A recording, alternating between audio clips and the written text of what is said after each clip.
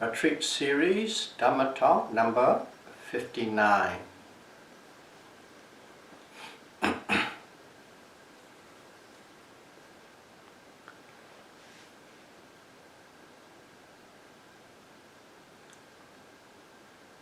Lately we have been discussing about Vipassana, mindfulness of the mind. And along with it we discuss 6 pairs of consciousness or citta as described in the Satipatthana Sutra, discourses on full foundation of mindfulness. Those are the 6 pairs or 12 types of consciousness that one can observe in our mindfulness meditation. The first 4 are concerned with most of us, especially the beginners. And the last 2 pairs is one for the advanced and another one for, let's call it more advanced, or some at the highest stage. And the last pair is called Vimukti Citta, liberated mind, and Avimukti Citta, non-liberated mind. So liberated mind means a mind that is free from all form of kilesa, mental defilements. The mind that is pure, the mind that is free from manipulation or influence of mental defilements, Vimukti Citta. Today we are going to deal with this Vimukti Citta, liberated mind. When you are liberated, that means you have a freedom from kilesa, liberated from kilesa, mental defilement. In fact, one need to know there are 5 different types of liberation or freedom, called vimukti, or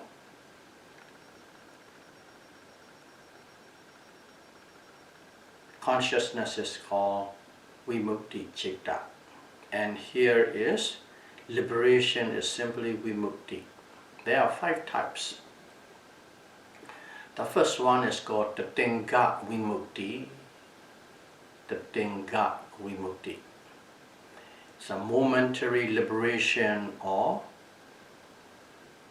momentary freedom from mental defilements. That is one type, the first type. So when one is observing, precisely observing mindful, when one is observing precisely and powerful on the physical or mental objects, nama or rupa, at the moment of arising, and if you can observe with precision, with power, with force, with effort, on the object that is arising at that present moment, whatever that may be, physical or mental. At that time, you can say you have a sati or noting mind. You have established sati or noting mind. It must be all in order with precision. And that noting mind or that sati, in other words, the mind with sati, actually is free from all mental defilements, kilesa, at that particular moment, okay, at that particular moment, that kind of momentary freedom from kilesa is called the Tinga Vimukti. Okay. Momentary liberation from freedom. So let's expand it a little bit on that. Let's take that you have one big glass jar, but with a very little, narrow, tiny hole. Big jar with a tiny little hole. So we can say the jar is empty, but in fact it is not empty. It is totally full and filled with air, that jar is. But if you want to take all the air out, what do? We can put one drop of water at a time into the jar. Because it's so tiny, you can only put one drop. Tiny hole, you can put one drop at a time. You put one at a time, one drop at a time. And when you put in one drop at a time, you must aim it precisely. You must aim it precisely. And you have to have a steady hand. And then steadily and continuously, you have to put it one drop at a time. And if you don't take a break, okay, if you don't pause in between, then you will fill that jar in the shortest amount of time. So analogy, keep that in mind. So just like that, our mind, it is totally full or filled with mental defilement, kilesa. It is always there, kilesa is always there. And that kilesa can be replaced by sati, mindfulness. Again too, in here sati, it is a one noting at a time, one sati at a time. Just like a drop at a time.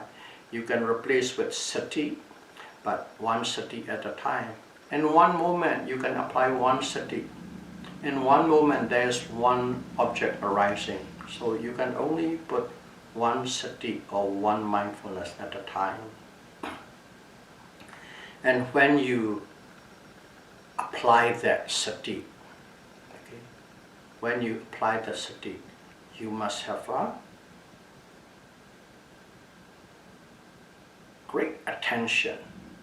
You must have great attention. To have great attention, you must have put all effort to have that. With that great effort and attention, you aim precisely at the object that is arising.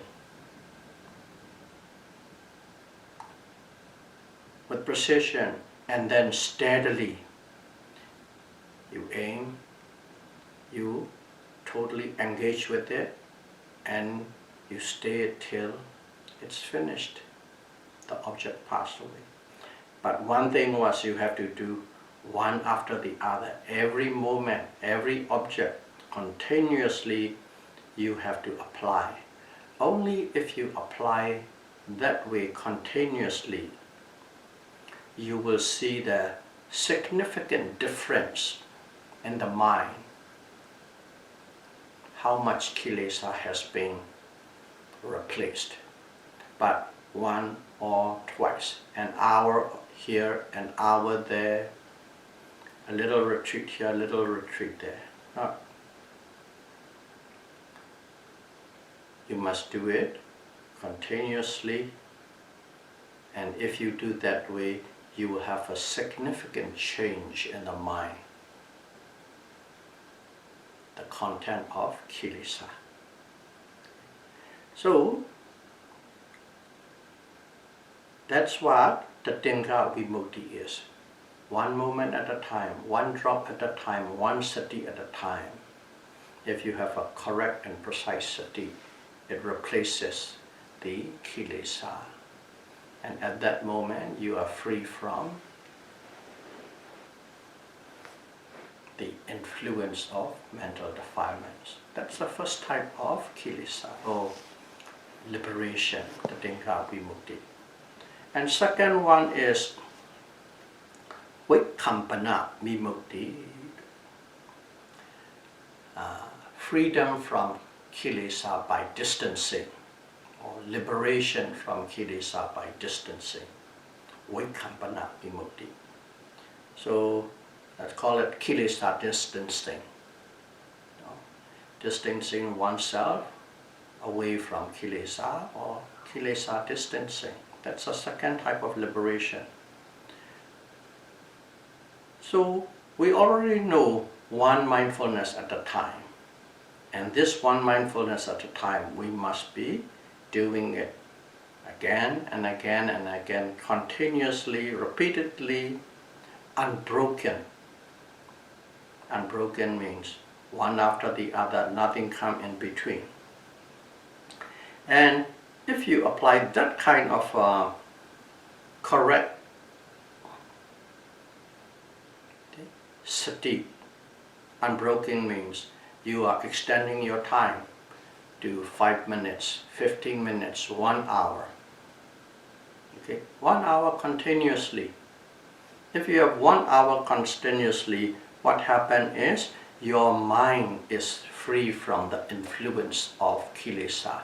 Your mind is liberated from kilesa for 1 hour. In other words, you have distanced yourself from kilesa for 1 hour. So one keep on practicing, and if you can achieve a series of those long stretch of period or duration, continuous mindfulness, then you will have a series of liberated period from kilesa. And if you can do that, if you can achieve that, what happened was, a person is observing sati. Okay? Sati. At that moment you are free from kilesa. But sometimes you are not perfect, sometimes you miss. In other words, there are moments, in between moments, that you lose mindfulness. You are unmindful. And when you are unmindful, normally kilesa arises. But now, as you have that stretches or series of continuosity, even though you are unmindful, the gross form of kilesa cannot arise. The gross form, that's for sure, gross form of kilesa cannot arise, even if you are unmindful. But medium and refined may. But if you have a very powerful momentum of these continuous mindfulness sati, even medium and refined kilesa will not arise. That's the gradual progression.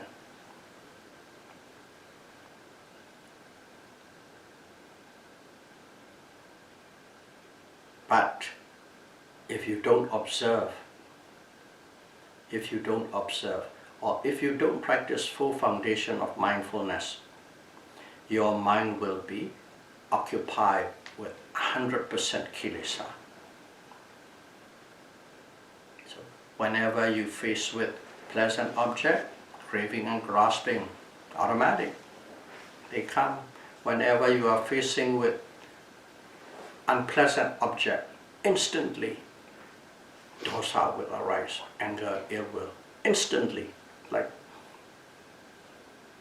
a fraction of a second is faster or slower than that arising of the dosa when you face with the unpleasant object. And also, object that you see, you will see with the tainted eyes, tainted glasses. You will see it obscurely. In other words, you don't see as it is, you see wrongly. That seeing is called moha. So if you don't have full foundation of mindfulness, instantly lobha or dosa or moha will be arising, for sure.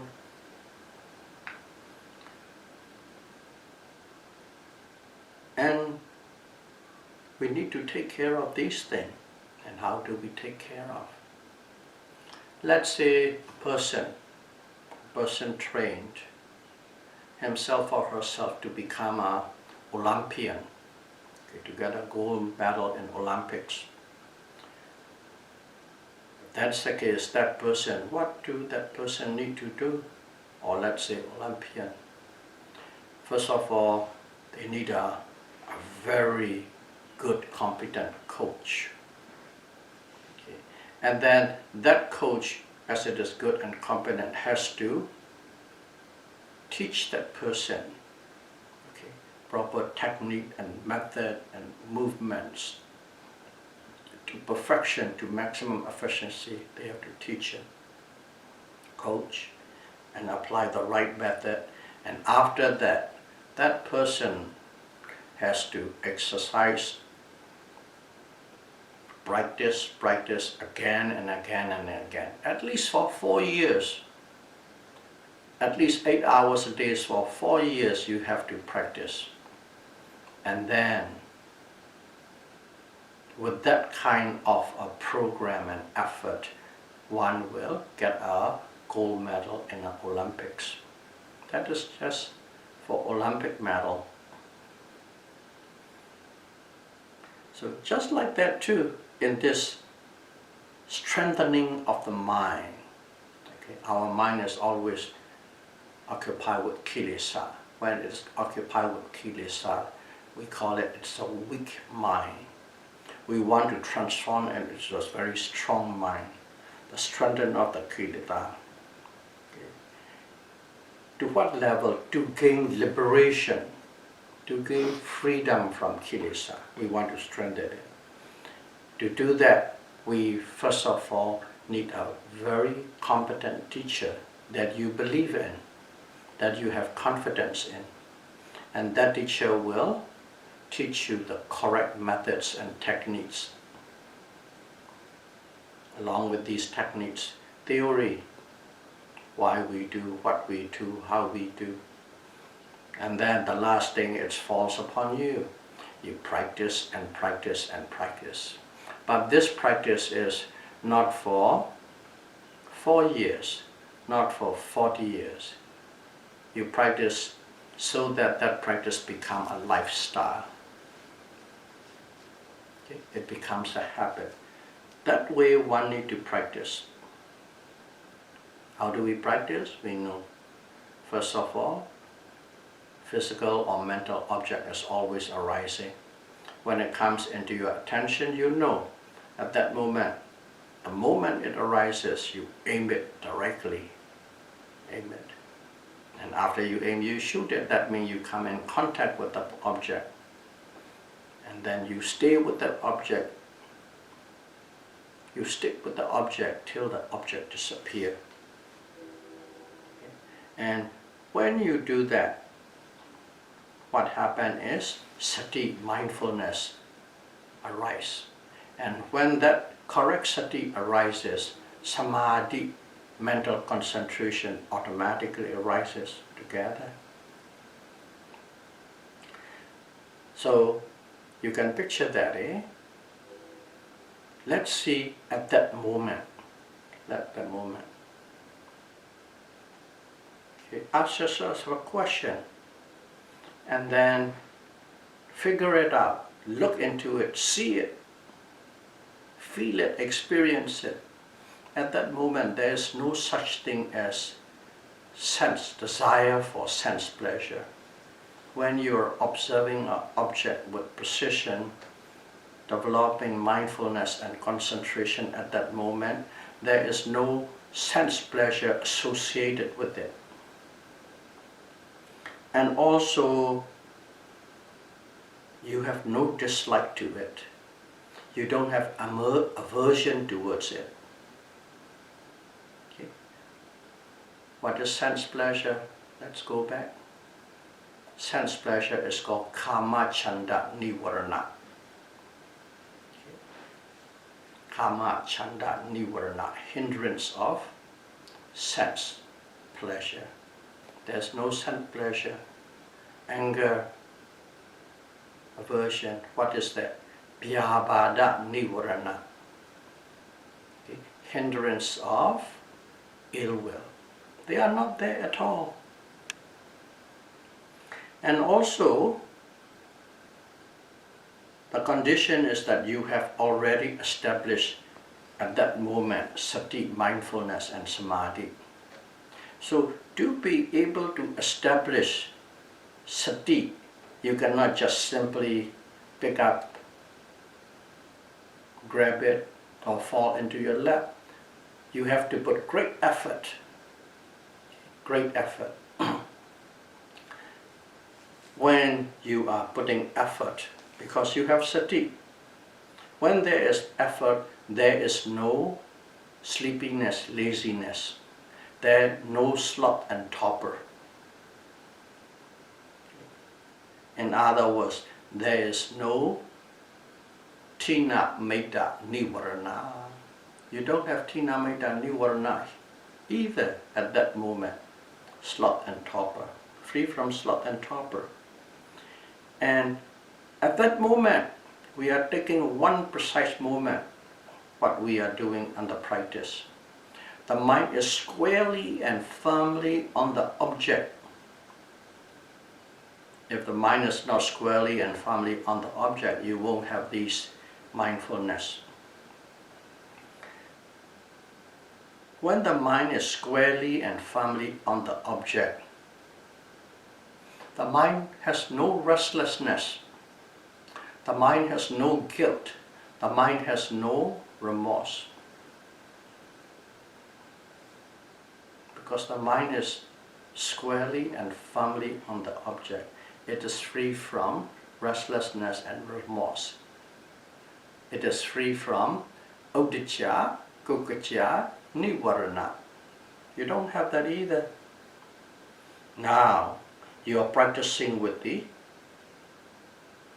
correct instruction from your competent teacher. You have the right technique, the right method, the right procedure. And also, to have that, you understand the procedure. You already have the understanding. Okay. And with that procedure, you are practicing or executing. So as you are executing, you are directly experiencing whatever that object is at that moment. So you understand that object very clearly, both in theory and in practice. That means you have no doubt. In other words, there is no vicikicca nivarana. The hindrances of doubt, skeptical doubt is not there. So we have what? All five of them. There's no sense desire, there's no ill will, there's no sloth and torpor, there's no restlessness and remorse, and there is no doubt. That one little moment when you apply that precise mindfulness, sati, you are free from the five hindrances, pincha, nivarana. That is what exactly is happening. So, if you look at it, why are we practicing? Why are we applying that strong, powerful, precise mindfulness, sati? It is to overcome the five hindrances. Mindfulness is the cause, overcoming the five hindrances, the effect. So now you know we actually dissected. You know it, so you must repeat this process again and again and again and again, so the mind becomes really strong. Okay. Bala citta, bala means strong, powerful, citta is mind. You repeat this process again and again so that the mind becomes strong and powerful, become bala citta. Strong enough to do what? Strong enough to overcome kilesa, mental defilements. Okay. These 5 hindrances are what? The 5 hindrances are the key significant part of kilesa, put it out in a specific way for our practice. But in general, they fall under mental defilement, kilesa. So to overcome that, we practiced it again and again for the mind to become powerful. So, in this process of replacing kilesa with wisdom, we are not simply developing concentration. We don't stop at concentration. We go up to wisdom. We are doing wisdom. What is wisdom? Under hindrances. When there is no doubt, you understand it with precision. Understanding is wisdom. We don't stop at concentration. We go right to the end of the road till wisdom. So in other words, we are not simply replacing kilesa with concentration, samadhi. We are replacing kilesa with wisdom, pinya. And to have this wisdom or pinya, one must observe each and every object, one after the other, without missing, with precision. I'll be repeating these words again and again because these are the most important part of our practice. That's why you will see the teacher always stressed what the importance of this process. Observed, first of all, precisely and correctly, seamlessly, from object to object. Don't take a break, don't take a gap. You will hear that words again and again. Observe correctly, precisely, seamlessly, take no break, have no gap. That's a key part. And if you have that, you are the lord of the kilesa. You overwhelm the kilesa. But regardless how much the teacher may say these things, there are yogis, because we all have a different types, different personality. Some yogis are they have great imagination. Some people like to live in fantasy land, majority of their life. Some people like to make their life in planning. Imaginations, fantasy land, planning land. And those type of people, these are not just simply ones or by doing, they become the main traits of these people or yogis who are practicing. Those people, they drift away from one story to another, another story to another, one plan to another, one fantasy land to another, and they drift away. 1 hour ups, maybe you have 50 minutes are in that land, maybe 10 minutes you have nothing. That kind of situation definitely will arise. And also there's another type of yogi. Another type of yogi is they love reading. They love intellectual understanding of Dhamma. And they try and shoot that understanding of Dhamma everywhere. And especially in the practice. You're practicing and you have one little moment, two little moments. As soon as that little moment's finished, you start dissecting that moment. Oh, I'm doing this, I'm right, I'm experiencing this, I'm here, I have this insight, I have that insight. That is another type.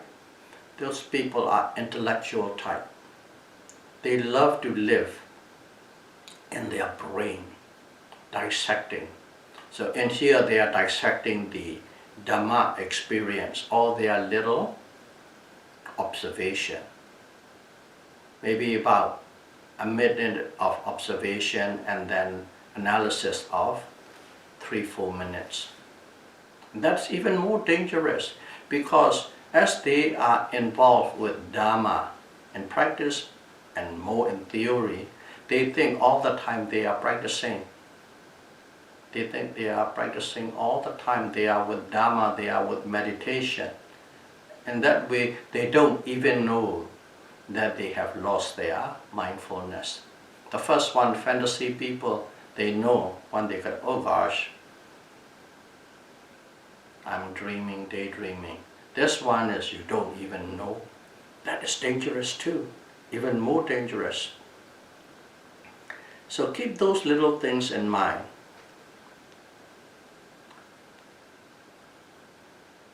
And when these kind of situations come in, those yogis, okay, they must note, or they must observe and note.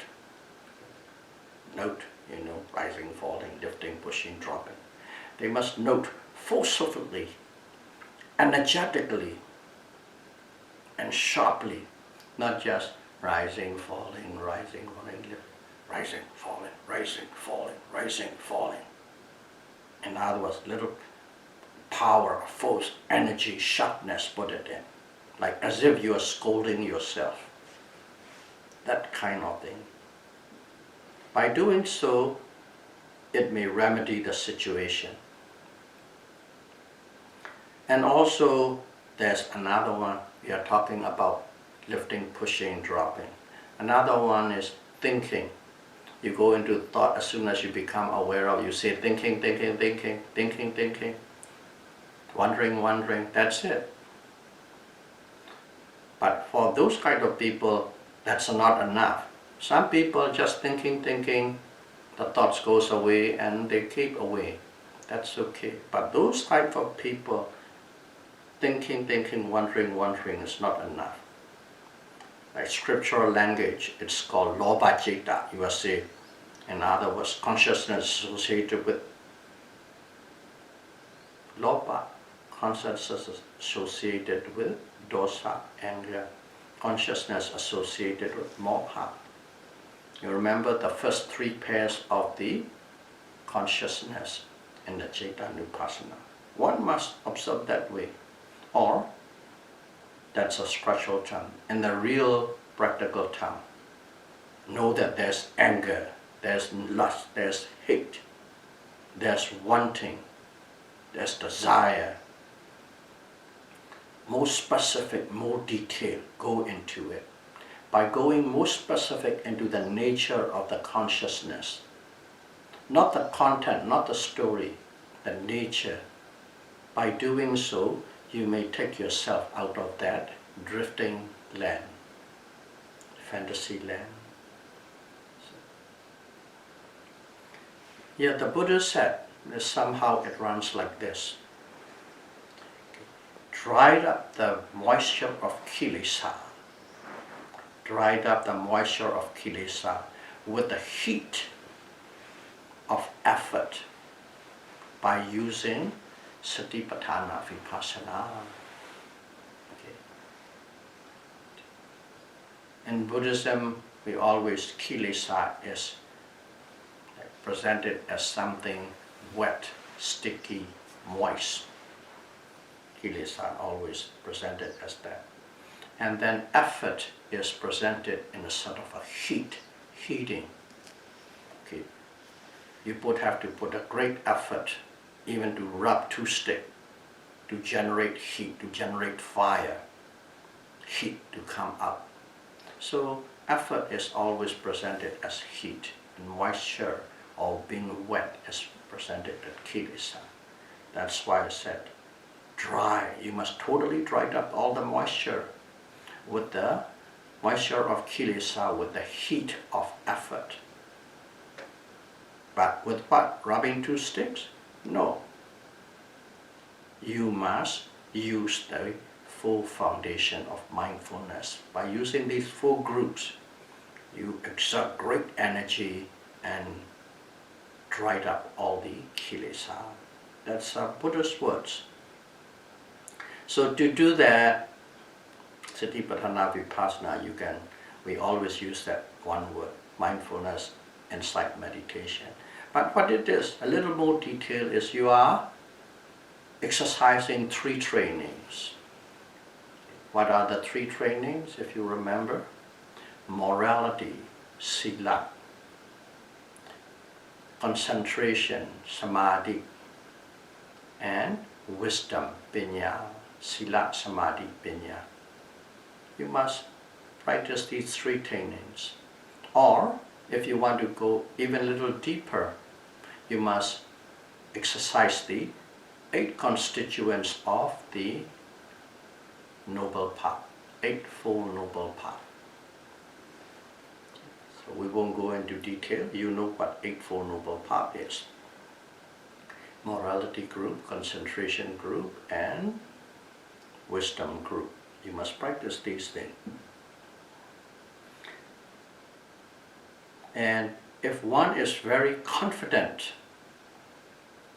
in this practice and know what kind of benefits can arise out of it, of course theoretically what benefits can come out of it by practicing this mindfulness insight meditation, okay, that person will practice seriously and respectfully.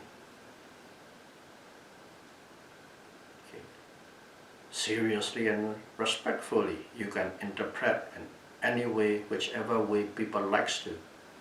Let's narrow it down. What does it mean by seriously and respectfully?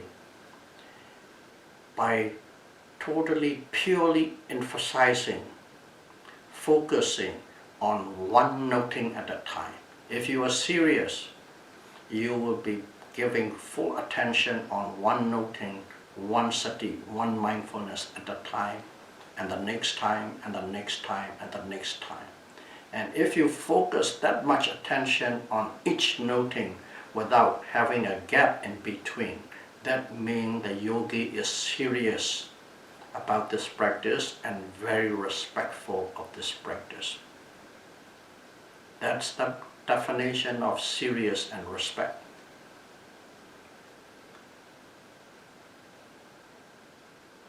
We say that because many teachers come across many yogis. We call them chronic yogi. Chronic yogi, C-H-R-O-N-I-C, chronic yogis. These yogis, they have been practicing 10 years, 15 years, 20 years, 30 years. They go wherever there's a retreat is. Oh, this retreat, that retreat, rain retreat. Oh, this great teacher is giving in that country. You follow, you go, you practice, you go, you practice. But they do that diligently without missing. But the sad thing is they never really experience the Dhamma. They never truly experience the flavor, taste the flavor of the true Dhamma. And those kind of people, we call it chronic yogi. Our teachers give that name.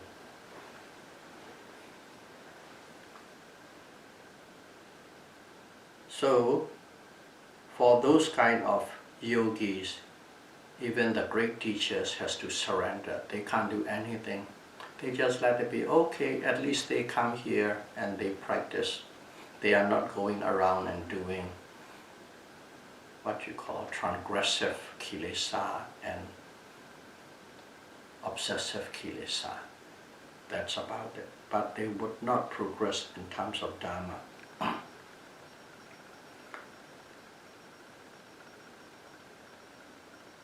And here, once a person observes fairly consistently, okay, if you can observe very consistently, not once or twice, consistently, that there are thoughts. Okay, my thoughts are related with raga or greed, desire. Might have thoughts that are related with dosa, anger, aversion, dissatisfaction. If they become aware of it, if they can observe consistently and if they can observe consistently and become aware of these things, the nature of their thoughts, or in other words, the type of consciousness that are arising in you. What happened was you began to understand yourself, your idiotic nature, all the fallacy that you have in your mind, all the idiosyncrasy you have in your mind. You become to understand that, but you must be able to observe and know it. And as soon as you know it, and if you are practicing this mindfulness insight, it is auto-correction. They correct it. They arise, you're aware, they disappear. That disappearance is the correction. They automatically correct it very quickly. Just to give an example, we are all familiar with alcoholics. Okay. The first step to cure yourself out of that alcoholics or alcoholism is you have to admit that you are alcoholic. Some people for decades and decades they don't admit and they can do nothing.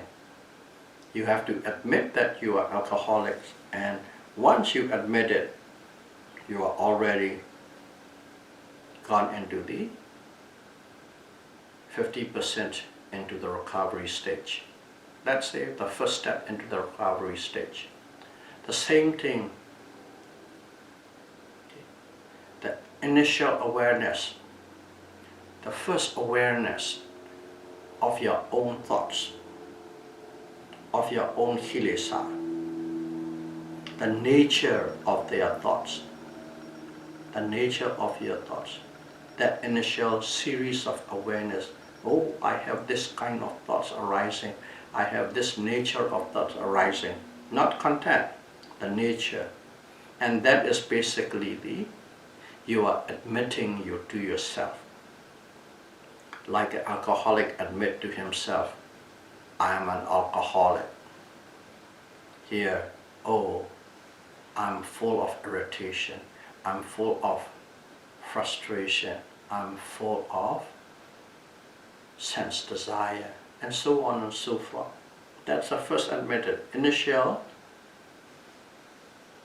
understanding is the more like an admittance that you are addicted to kilesa.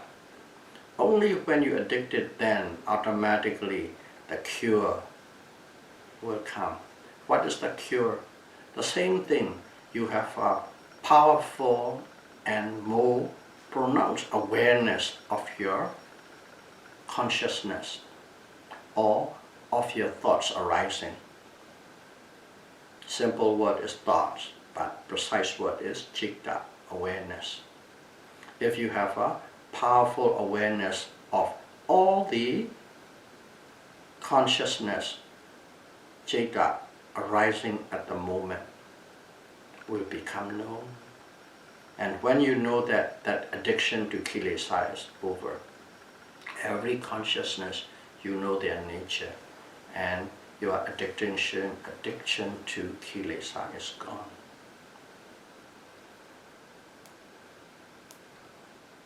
Because the mind is like a child. Okay? If you let the mind run wild, okay, it will only collect bad habits, just like a child would. Let a child run, do whatever they want. They only collect bad habits, they don't collect good habits. The same thing, the mind. You let it go wild, they will collect all the bad habits, unwholesome habits. And the mind is very hard to tame. It requires discipline and training and harnessing for the mind to become proper, polite, and gentle. And if you train like that, then through that training, you can develop good habits. Good habit doesn't come automatically. Bad habit is automatic. So keep that the nature in your mind, the nature of the mind. So in here, training, we call it training. Training is what? We all know mindfulness, insight, Satipatthana, Vipassana, because that's what we are practicing. So this mindfulness insight is a revolutionary way to improve, upgrade and strengthen your mind. Many culture, system, religion have many different ways of how to train their mind. But this Buddhist way, mindfulness is a revolutionary way from all other systems, all other techniques. How to improve, upgrade and strengthen one's mind. And if you have a precise and correct noting or observation, you have one improvement. You do one noting, you have one improvement. And this system, this technique is the simplest, easiest, surest, and the quickest way to get result. And it is good for any level of yogi. Any level means whether you are a beginner or intermediate or advanced. Whatever you are in, level you are in, this is suitable. A person from the road who have never practiced any meditation can come and practice right away, and if you follow precisely with great effort, one will see the result in the shortest amount of time. So each and every noting, each and every observation, a step towards the establishing a mental culture. We'll put a new word, strengthening the mind, that's one thing. Here's mental culture.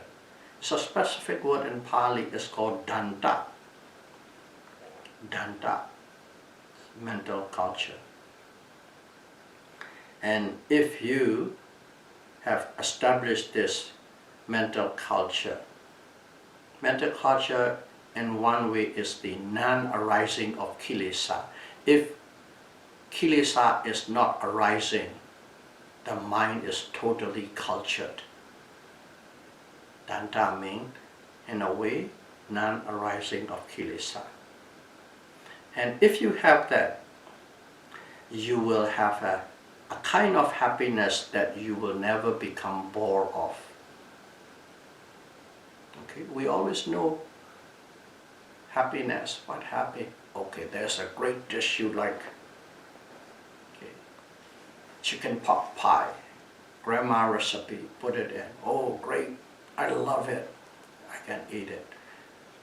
One meal you can eat it, 2 meals you can say. If somebody keep on cooking that for about 10 days in a row, you will get sick of it. You won't get that pleasure anymore. In other words, some happiness, if you keep getting it, you become bored of it and you even have a repulsive nature towards it. But this happiness you get out of the mental culture, you will never get bored of it.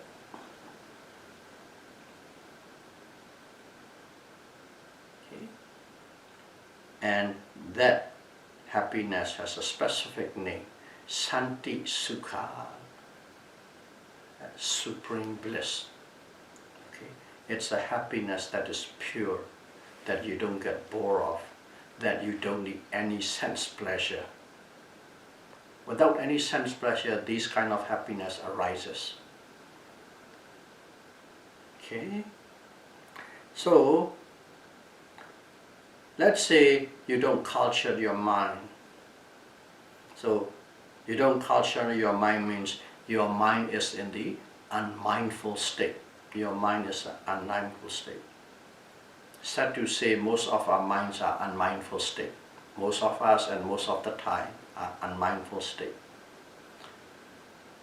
So, if the mind is in an unmindful state, it has an infinite possibility and infinite potential that will grow into 3 unwholesome actions.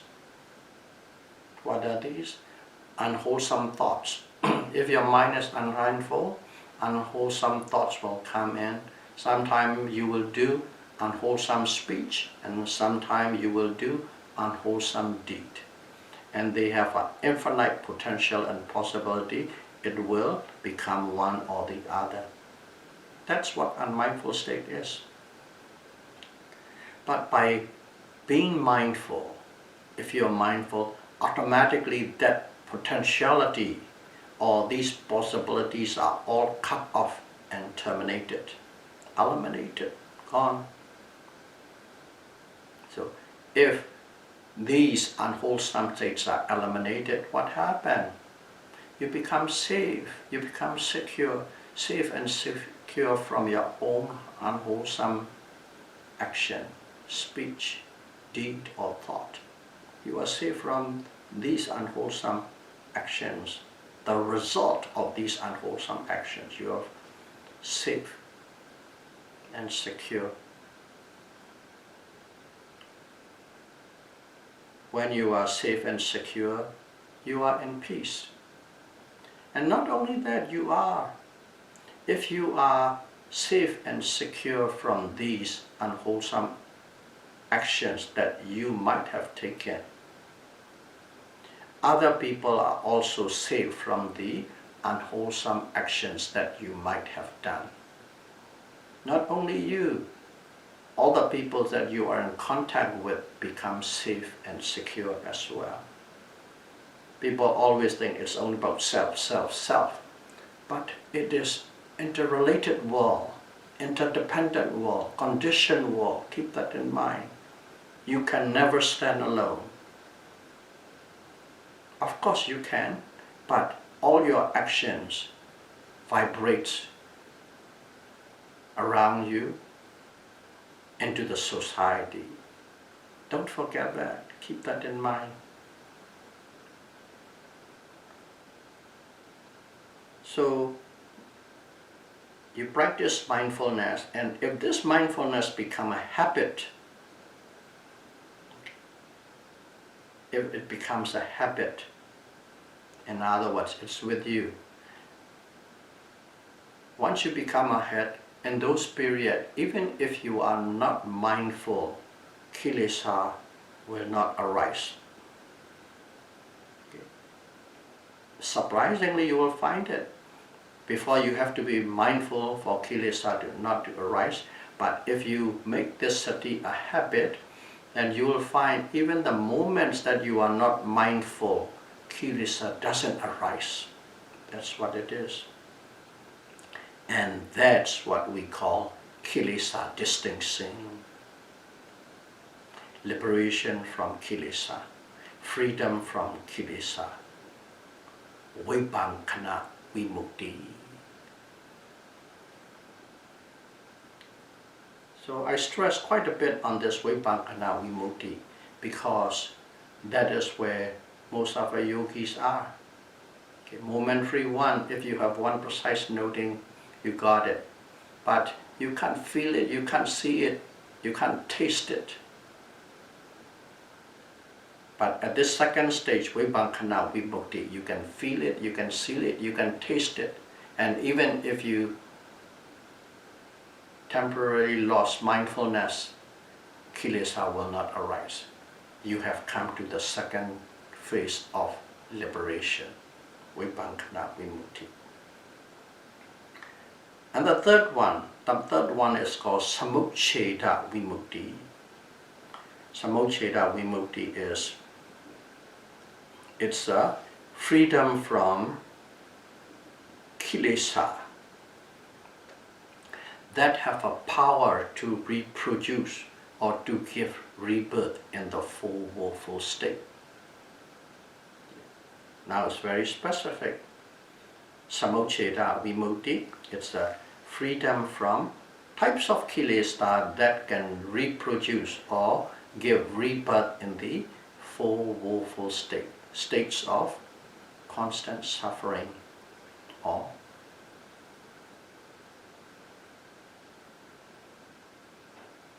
$80 or 90% of your life, to give numbers, is suffering. Very little pleasure. That's our full willful state. So in here, what you do, once you got a Vipassana Vimukti, okay, kilesa distancing, you keep practice, you keep practice. When you keep practice, what happened was you began to understand the nature, the true nature of the mind, the true nature of the matter. There are two different phenomena, and they walk hand in hand through the law of cause and effect. And these are always arising and passing away. And the system, these mind and matters, are always oppressed by this nature of impermanence. And there's no such thing as a core. No such thing as something as self or a soul or individuality or personality.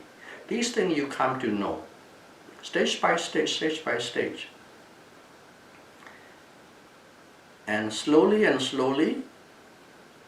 the higher you go, you still know the same thing, but in a more pronounced way, more distinct way, more clear way. That's the difference. Clarity, okay, changes. The higher you go, the more clear you come to experience these things. Basically, you can call it gradual progress in insight or jhana. And upon maturity of all the insight, one will experience the first part consciousness, mega citta, or part wisdom, mega pinya. And along with that mega citta or mega pinya, part wisdom, you have the samucceda vimukti. At that moment, you are 100% totally free from the kilesa that can or that have the power to give rebirth in the full willful state. Another word for it is called Satipatthana, the first stream winner, the first noble person. That's one. And the next one is called Patipassati Vimukti. This is simple. Okay, you have this, you become a noble person. Okay, part consciousness, mega citta, and once you have that part consciousness, it comes with its part and fruition. The result of that part, the result of the wisdom is you have some, let's call it peace, pala, fruition, result, peace. Some kind of peace far superior than the one that we know before. And you can experience or you can stay in that fruition. Samapatti, you can stay in it. And that one is the freedom from the kilesa, okay, of the part consciousness and experiencing. You experience or you feel peace brought about by the uprooting of kilesa by part consciousness. The result of the part, basically, simply put. Patipassati Vimukti. And then, of course, you know there are 4 different levels. First noble person, second noble person, third, fourth. So, accordingly, you will experience. And the final one, or the 5th one of liberation is called Nissarana Vimukti. It is total escape from the constant arising and passing away of nama and rupa. You escape. In other words, cessation of mind and matter. Your mind and matter cease to exist. Don't think you die. You are still alive, but you can experience the cessation of mind and matter. That is the 5th type of freedom or liberation. So there are 5 kinds of liberation. One is the momentary liberation. Second one is liberation through kilesa distancing. And the third one is freedom from the 4 woeful state. The fourth one is result, or let's say peace. Peace of extinction of kilesa from each path consciousness. And the final is total and complete extinction of kilesa. Okay. So the first 2 are for most people, the first 2 liberation. The second 2 liberations, the final 3 liberations are for the noble person, Ariya. So may all of you be able to practice mindfulness insight meditation, may you be able to experience all 5 types of freedom and liberation from kilesa as soon as possible. Sadhu, sadhu, sadhu.